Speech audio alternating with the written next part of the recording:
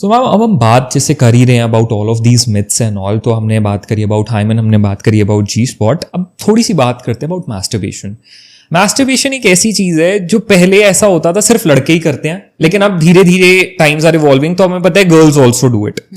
Before हम girl या boy के उस पे आए, पहले तो ये दैट इज मैस्टरबेशन हेल्दी और not? Masturbation is healthy till you feel that your body is liking it, you are exploring your organs, you are exploring your own sexuality. तब के लिए masturbation में कोई प्रॉब्लम नहीं है। बट अगर वो एक लिमिट क्रॉस करता है कि आप उसके अधीन हो जाएं, आप नहीं भी चाह रहे तो भी बॉडी मांग रही है, आप सोने के लिए उसे यूज़ कर रहे हो, आप खुद को प्रूव करने के लिए कर रहे हो, आप वीडियो देखते देखते आपका इतना कंट्रोल खत्म हो रहा है कि आप मास्टरबेट कर रहे हो, आपके पास पार्टनर नहीं है इसलिए आप जस्टिफाई करके मास्टरबेट कर रहे हो, तो अल्टीमेटली यू आर एडिक्टेड।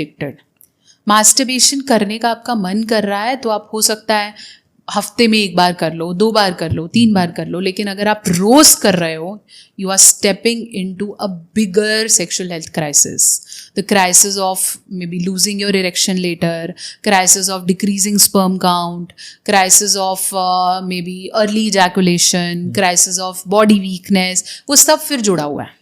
चलो, तो मैम अभी जैसे आपने आपकी कॉन्वर्सेशन में इसे ही निकले, जब आपने क्राइसिस ऑफ सेक्सुअल हेल्थ बताया तो आपने बोला lower erections, lower sperm count and etcetera etcetera, तो मैंने देखे 3 या 4 पॉइंट जो आपने मेंशन किए comes in the men's case कि ये मेन के अंदर ये प्रॉब्लम्स आती हैं। क्या मैस्टरबेशन वुमन के केस में अगर हम बात करें, चाहे हम उसे किसी भी फॉर्म से कह ले मैस्टरबेट करना, इज इट हेल्दी और अनहेल्दी? अगर वही बात है, if the female is doing for exploring her body, knowing her sexuality, मुझे कहाँ पसंद है, मुझे नहीं पसंद है, क्या मुझे लड़कों को देख के करने का मन करता है, तो सेक्सुअलिटी आप एक्सप्लोर कर रहे हो, आप अपनी बॉडी एक्सप्लोर कर रहे हो, अपनी नीड एक्सप्लोर कर रहे हो, आप 25-30 हो, you are playing with your body, it's okay, ठीक है। बट अगर आप एक्सेसिव मास्टरबेट कर रहे हो, आप उसको एडिक्ट हो गए हो, क्योंकि female also feel very relaxed after masturbation, उन्हें भी अच्छी नींद आती है, वो रिलैक्सड फील करती हैं, उनके थॉट्स आराम हो जाते हैं, स्ट्रेस लेवल बेटर हो जाता है, तो you get addicted to it. So जो females भी masturbation ज़्यादा कर रही हैं, they are also entering into crisis of sex. वो भी कैसे? Their body energies will go low. Their every time they'll feel कि कुछ निकल रहा है, जैसे males में pre-cum जैसा लगता है. Their bed timing on sex would be very less. उन्हें पुरुषों का sex कभी समझ ही नहीं आएगा. उन्हें हमेशा लगेगा कि sex करने के बाद मैं खुद से फिर से कर लूँ. तो female also get into the sex addiction, they become so weak, their egg would also get impacted, तो वो हर चीज़ बराबर से इम्पैक्ट करती है, ज़रूरी नहीं है कि वो पुरुषों में इम्पैक्ट कर रहा है। सो आपने अभी जैसे एक बात कही दैट वीकनेस की, आपने मेन एंड वुमेन दोनों के केस में बात कही, does masturbation leads to weakness?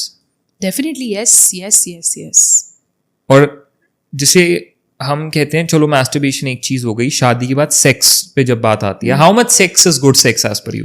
As much you want it and you are involved into it, otherwise it will be a bad sex for the bad body. Once a day is good? Once a day is fine. Once a day masturbation is good? No. अब अगर once a day masturbate करते हैं, क्या body weak होगी? नहीं. अगर हम once a day sex करते हैं, क्या बॉडी वीक होगी? नहीं. Twice a day masturbate करते हैं, बॉडी वीक होगी? थोड़ी सी. Twice a day सेक्स करते हैं, बॉडी वीक होगी? बहुत कम.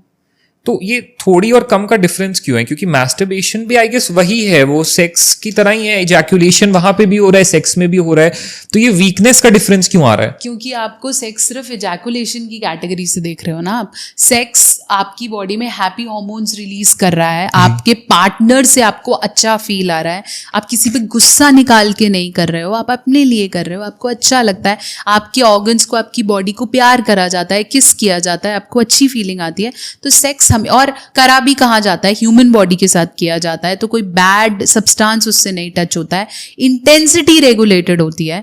जब आप अपने हाथ से कर रहे हो, आप बहुत जल्दी करना चाहते हो, आप निकालना चाहते हो, आप जस्ट फिनिश करना चाहते हो, but when you do with somebody, हो सकता है आपको रुकना पड़े, हो सकता है आप नहीं कर सकते उस दिन, हो सकता है कोई इशू आ जाए, आप कंप्लीट ना कर पाओ, partner wanted in a very different way, so वो बहुत स्टेबल एनर्जी है, बहुत आराम से इन्वॉल्व होके जा रही है, but masturbation is always very very very very जल्दी, तो your nerves, your muscles, your body, your brain, everything is getting impacted.